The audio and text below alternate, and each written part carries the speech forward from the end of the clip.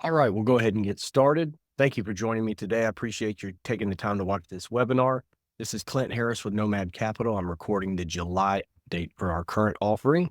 This is El Fundo, the capital growth fund number one, with the purpose of building a tribe of real estate nomads. This is the latest update. These are for self-storage conversion projects, big box retail converted to storage. These are all in high growth markets across the Southeast. These are heavy value add. This is for the acquisition, construction, and management of 4 to 6 development storage conversions for a $10 million fund used to purchase around $30 million worth of projects, converting to around 70 million of storage, and have a lot to unpack for you today. So happy to give you the latest update on that. As always, this comes with a disclaimer that anytime you invest in real estate, it does come with inherent risk. Quick about us. Most of you have probably seen this before, but I'll give you a quick update. The founding partners, my partners, Eric and Levi Hemingway, father and son team. Eric built his first self-storage in 2006. When the market crashed in '08, he and his wife, Rachel, 5 kids, bought that catamaran right there, 36-foot catamaran in Greece, sight unseen. And long story short, ended up spending 3.5 years sailing around the Mediterranean, having a 6th kid while they're on that journey, eventually sailing back across the Atlantic and making their way to Wilmington, where they started building and developing again. So that kind of sparked the idea behind Nomad Capital, the idea that a portfolio of commercial real estate can allow you to have time, financial, and location independence. This is our leadership team, Eric and Levi there on the left. In the middle is Drake, our acquisitions. On the right, myself and Neil Henderson. We handle investor relations, capital raising, and investor education. So 40 years of commercial construction on the team, 150 million in assets under management right now, 30 years of self-storage experience. This is the full team. And then we have property managers listed across the bottom as well. So full vertical integration, I'm happy to talk about just a little bit. So the different departments that we have in-house are the in-house acquisition team, meaning we're looking at usually 50 to 70 deals a week to get down to a couple we're going to do full underwriting on, and maybe 1 or 2 a month that might get a letter of intent. And then I raise the capital in-house along with Neil Henderson. We do in-house construction at cost plus 12%, so building out in-house. And then we have in-house property management and asset management as well at 5%. So 17 years of self-storage management experience, 30 years of construction experience, with that first self-storage being built by Eric in 2006. So full vertical integration. Here's the executive summary for the current fund. These are big box retail and mill conversions across the Southeast. This is the 19 to 22% IRR. We've been saying 4 to 6 properties. I'm happy to give a little bit of an update on that. These are all being converted to climate controlled storage, and it's a target 10-year hold, 5-year return of capital by way of refinance, and potential for an unlimited hold beyond that 10 years. We'll unpack that a little bit. This is typically what one of our projects looked like. So this is a conversion here in Wilmington. This is an old printing warehouse, and this is what it looks like when we get our hands on them. We want the property that nobody else wants. When you flip a house, you don't make your money when you sell it or renovate it. You made your money when it smelled like dogs and cats and you bought it for dirt cheap. That's what we want. When we're done with them, this is typically what they come out looking like. So the target returns for this, it's a 21 to 25% annualized rate of return, comes out to a 3.2 to about a 3.5, 3.6 equity multiplier. It's a target of a 19 to 22% IRR. 10-year hold period on that. Again, beyond that, that doesn't mean we sell everything. Our preferred strategy is a long-term hold, but we always have multiple exit strategies. You're looking at a $70 to $80 million 10-year valuation on the portfolio. All right, in terms of projected timeline, you need to keep in mind, we are developers. These are development deals. So on average, from the time that we close on a property, it typically is going to take us 12 to 15 months to build that out, depending on the size of the building. And then typically 18 to 24 months to get to the point of being cash flow positive. Cash flow positive for us is typically around 40% occupancy. Most self-storage is more like 60 to 65. So that's good. But once it becomes cash flow positive, usually we build up a small reserve, and then all of the additional capital coming out goes straight back to the investors to catch you up on your back owed preferred return, and then quarterly distributions moving forward. So if you look here in year 1, we're typically buying the buildings, building them out. Year 2 is marketing and lease up. And then sometime in year 3, you're looking at cash flow positive. Quarterly distributions go back to paying you your back owed preferred return from the first few years. Cash flow year 3, year 4, year 5, at or before year 5, refinance event. And that's where there's a return of capital plus another chunk on top. And when it comes by way of refinance, Obviously, that's non-taxable. And beyond that, cash flow year 6 through 10, we have a 10-year event in this fund as well. There's a couple different ways we could do that. We might sell one of the properties we don't love. And obviously, there's a situation if the right offer comes in, it becomes irresponsible not to sell, and we could sell everything. But our preference is always a refinance, one of the properties we haven't touched or the portfolio, and then a continued hold beyond that. And obviously, beyond that, it's just an infinite return. All the investors stay in, continue to keep their same percentage of equity. So this is the offering summaries. Target equity raise is 10 million. We're about 65% of the way subscribed right now. We have 3 different share classes. On the right, you see the Class B share start at a $50,000 minimum, comes with a 6% preferred return. Above that, it goes in $1,000 increments, so we can adjust the equity and people will put in 150 or whatever. Then we have a Class A share starting at 250 with an 8% preferred return. And we do have a Class A plus share at the request of some of our investors. We put together $1 million share. The 8% preferred return, and also comes with a 5% equity bonus, meaning if somebody puts in $1 million, we would put in $50,000 of the GP equity on top of that. It's a 5% bonus just as a way to say thank you. And that will multiply throughout the deal, just like if they had put it in on their own. So we always have multiple exit strategies. That doesn't mean like our goal is not to build things up and sell them. Obviously, at some point, the right offer comes in, it becomes irresponsible not to take it. But our preferred strategy is always a refinance and then a hold, and then either a partial or eventual sale somewhere down the line. In our mind, this is the perfect asset class to hold long-term. I'll get into that a little bit more, but the 3 strategies that we have is our preference. It's always a refi, pay out the investors and hold the property long-term, allow everybody to stay in the deal, continue to cash flow, and beyond the 10 years, it would just turn into an infinite return.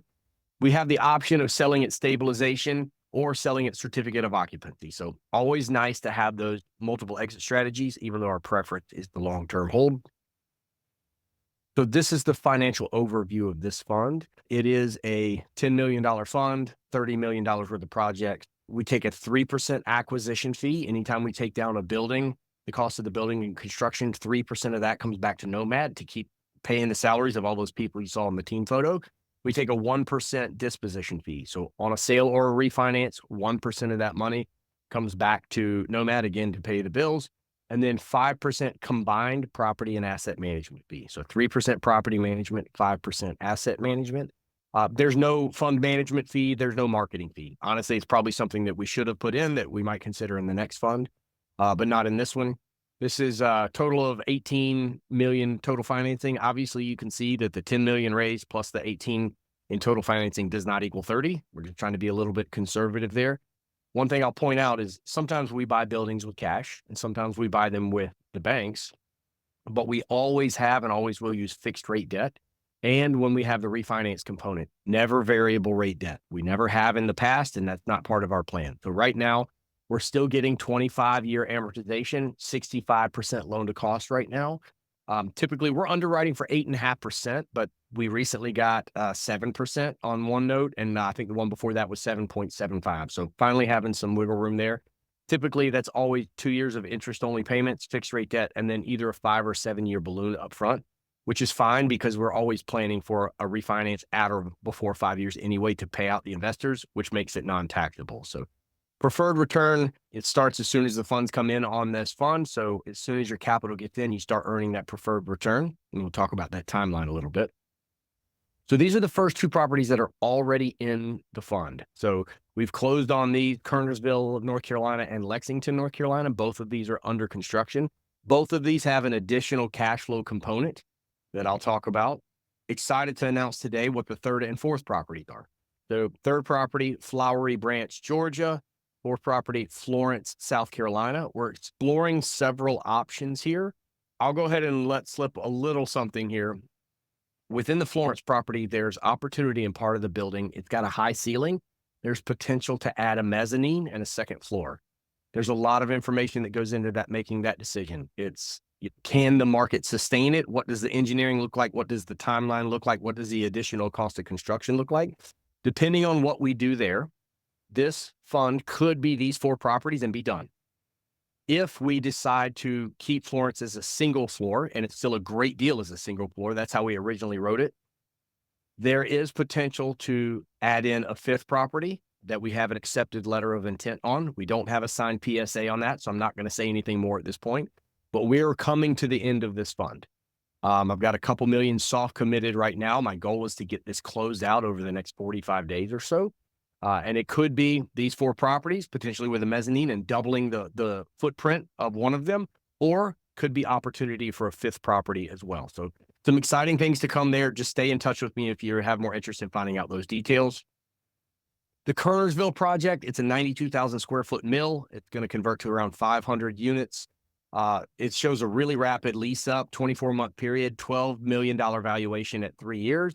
The existing self-storage in the area has very limited availability, very high rents, and we're going to convert that. The good thing is this building up front, 15,000 square foot current antique mall, that is not part of the pro forma on this. We're talking about converting the rest of the building after the rest of it is built and stabilized, going back and converting this 15,000 square feet, and that would just be additional cash flow. And of course, all the investors are part owner of that as well. In the meantime, it's cash flowing about $10,000 a month from the antique mall.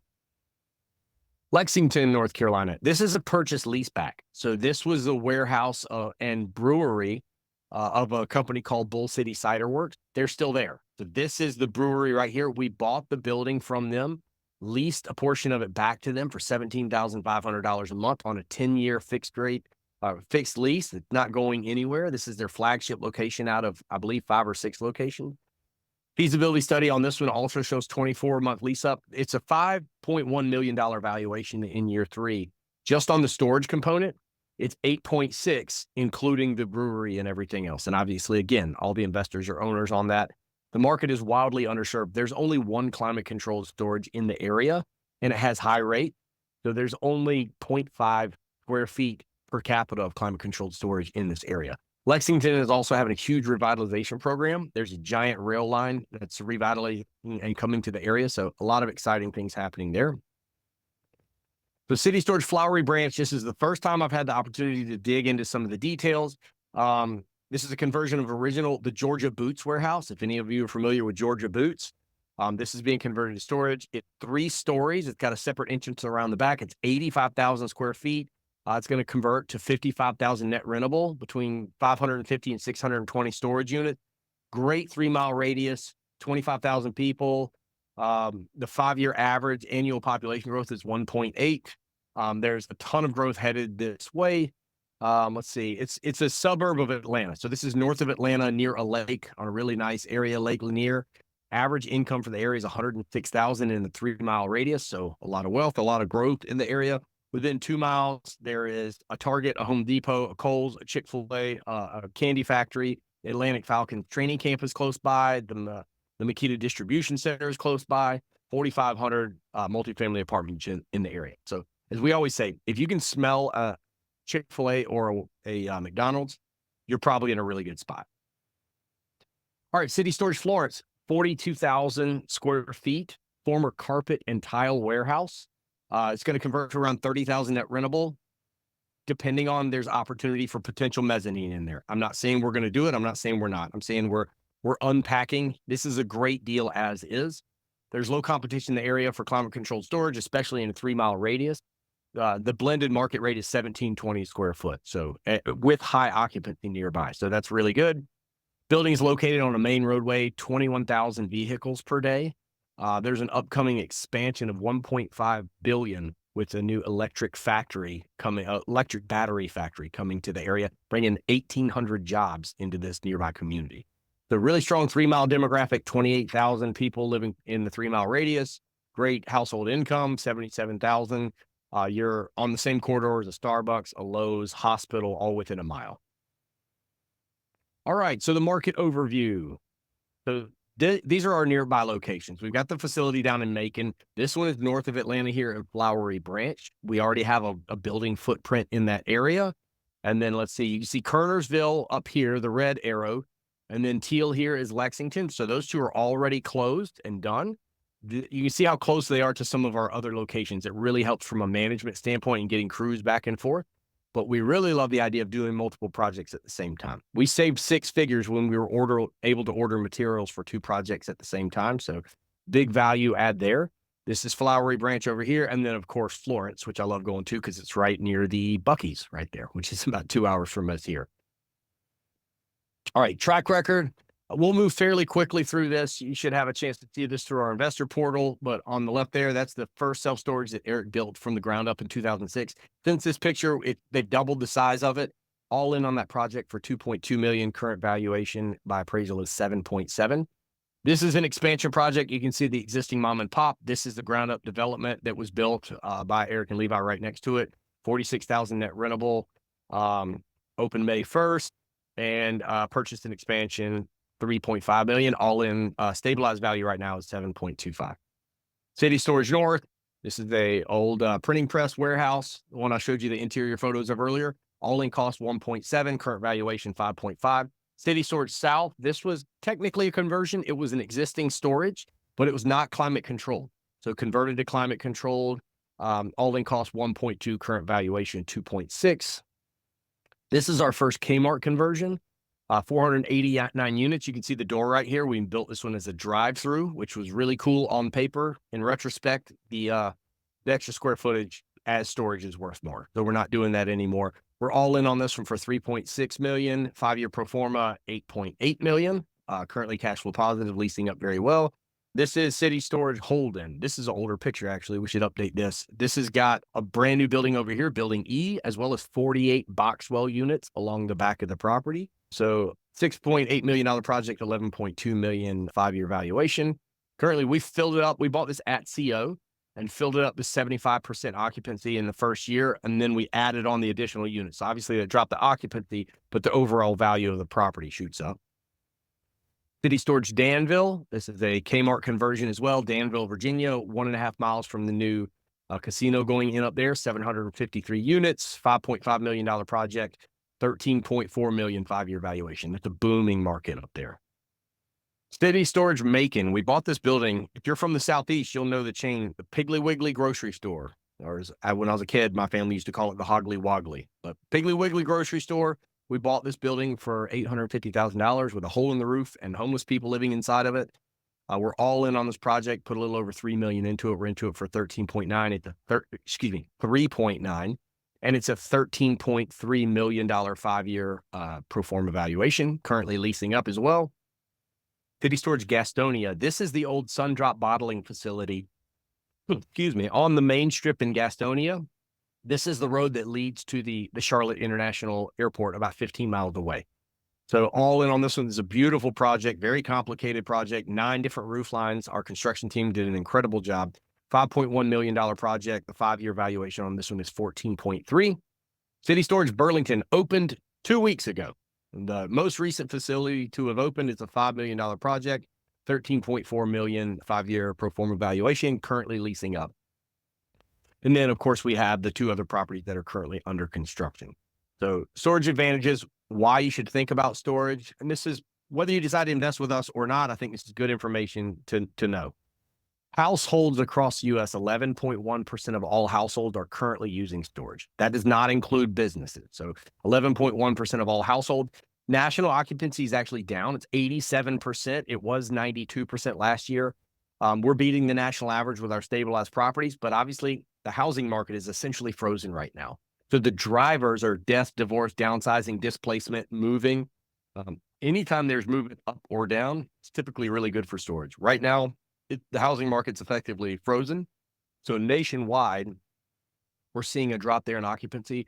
We're going into markets that are underserved for existing storage that are having massive growth, but it is important to keep track of those national trends. The $54 billion industry, 51,000 nationwide facilities, still very fragmented, very mom and pop, but it's quickly consolidating under brand names. All right. Last time the market crashed, 2007 to 2009. You can see what happened to the S&P 500. It was down 22%. Storage was down 3.8. From 1994 to 2021, self-storage is the best performing commercial asset out there. 18.8% annual gain versus 10.8% average during that same period of time for the S&P 500. This is an image from a study by Marcus and Millichap that talk about the inflation resistance of the various different types of commercial asset. The only asset that is more inflation resistant than storage is hospitality, because in hotels, you can change the rate on a night to night basis versus storage, it's month to month. So as we have crazy inflation like we had the last couple of years, obviously that's a rate that can change on a month to month basis. This is a little bit anecdotal, but if you put a $50,000 investment into storage in 1994, it would be worth a little over $5 million today. Again, anecdotal, but I think it's a really good visualization of how that class has done since 1994. This is a very sticky asset class. Most people taking advantage of storage think they're going to be in there for a couple months. We know that almost 40% of them end up staying in for over a year. And this is the reason it's moving, other than downsizing. We're not having enough space at home, downsizing, changes in household size, empty nesting, or storage for business. So the generational differences that we're seeing, storage as an extension of the closet, the younger generation, millennials, now the largest population segment in the country, they make up 34% of the population and they utilize 38% of storage. But the way they're using it is different than the baby boomer generation. Previously, you'd think about Christmas decorations and people in and out of the property once or twice a year with bulky furniture. The way that the millennials are using it is they're unable to buy houses, unfortunately. They're renting. And when you rent based upon the size of the square footage that you get. So they will rent a smaller place and then use storage as an extension of the closet, extension of the garage. They do have lifestyle items. They've got mountain bikes, kayaks, fishing rods, waders, snowboard. They need to be able to get in at 6 a.m. on a Saturday morning, get their snowboard and their bibs and get out of town. So access is important. What this is doing is telling us what's happening with the consumers so we know what to do with the product. And it needs to be safe, secure, well-lit, easy access, centrally located, and it has to be climate controlled. You also have commercial tenants that are going out of business or downsizing and using it as storage, or commercial tenants that are basically using it as a mini distribution center. So storing it, instead of getting warehouse space, they would rather just be able to fluctuate the size that they need using storage. So we currently have 600,000 net rentable square feet under our management. We use a hybrid in-person and remote management style. To be honest with you, at this point, we only have one facility that's unmanned here in Wilmington because we have another facility very close by and one person can manage both of them. Outside of that, we've done some experimentation with that in this past year. And what we found is that we have not found anybody that can do as good of a job as our in-house management team. So we have on-site people in all of our locations with the exception of that one facility. Anytime someone calls a facility, the phones ring at all of the facilities and somebody can see which building they're calling about and answer the phone accordingly. Or if it's one of our tenants, anyone can pick up the phone, see their name and where they're renting and help. So that overlap really helped, kind of more of a hub and spoke model management there. And we've been doing self-storage since Eric built the first facility in 2006. We do accept retirement accounts, so self-directed retirement account. Happy to have that discussion as well. I want to put this slide in there because that question always comes up. All right, in terms of next steps, the next step would be to log into our investor portal and create an account there. That's nomadcapital.investnext.com. You'll be able to see the offerings that we have available. You can click on El Fundo, as we've affectionately called this fund. You'll be able to look at all the legal paperwork, operating agreement, subscription booklet, PPM, and review that. You can also go ahead and make any commitments there as well. And that's it. That's all we have for you today. So I appreciate your time. Thanks for your interest in what we're doing and your willingness to educate yourself. You can reach out to me or my partner, Neil Henderson. We're handling the investor relations and education team. So there's our email, there's our number. Feel free to call or text us on those numbers, or you can scan the code here to set up an appointment as well. So thank you. Hope you have a great day.